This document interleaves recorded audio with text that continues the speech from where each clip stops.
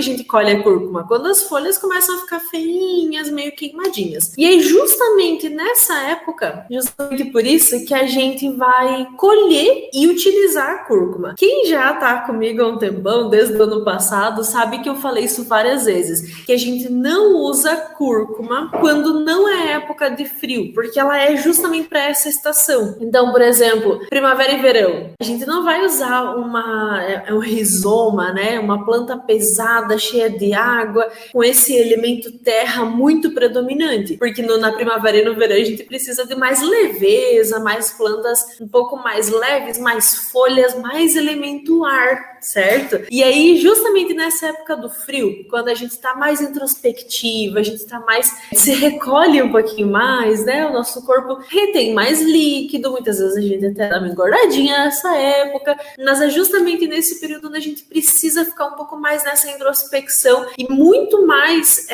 nutrindo o nosso organismo. E aí, justamente nisso, a cúrcuma entra. Então, vamos lá falar um pouquinho mais sobre ela. E se tem alguém aqui que está aqui pela primeira vez, que não esteve em nenhuma aula dessas antes, esse material aqui no Excel, ele está disponível para vocês dentro do módulo Escola de Matildas. Então, é só voltar na plataforma e baixar ele, tá? Vamos lá. Primeira coisa, gente, é o nome popular. E aí, tem gente que chama de cúrcuma, tem gente que chama de açafrão da terra e tem gente que chama de gengibre amarelo. Não sei se vocês já ouviram falar, mas tem gente que chama de gengibre amarelo. Essa história do açafrão da terra, isso aqui causa uma confusão, porque é açafrão da terra, mas existe o açafrão verdadeiro, e é outra planta completamente diferente, que nem produz no Brasil e que ela é da Índia, se eu não me engano. Caríssima, são tipo uns raminhos vermelhinhos, assim, não tem nada a ver com o nosso açafrão, mas ele se chama açafrão. Então aquele é o açafrão verdadeiro e esse é o açafrão da terra. Agora, quem não pode fazer o uso da cúrcuma? Gestantes, porque ela tem risco de ser abortiva. Então, lactantes também não é bom,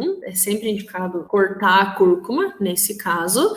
E quem tem pedras na vesícula, vesiculares. Quem tem pedra na vesícula também deve evitar, não utilizar. Tem um estudo que eu estava achando bem interessante, que mostra que a cúrcuma deixou, né, naquele estudo, as ratas, foi uma pesquisa feita com rato, deixou as ratas inférteis. E aí, se tem uma ideia de que talvez a cúrcuma atrapalhe na fertilidade. Não sei até que ponto que a gente pode levar em consideração isso, né, porque foi feito um artigo com rato, então muita coisa muda para o nosso organismo, mas já está se cogitando essa ideia de quem está tentando engravidar, evita, para, né, tirar aí um peso da consciência, assim, talvez aconteça isso, não se sabe exatamente, mas é bom evitar então nesse caso. Eu só queria trazer para vocês porque eu encontrei um artigo que falava isso.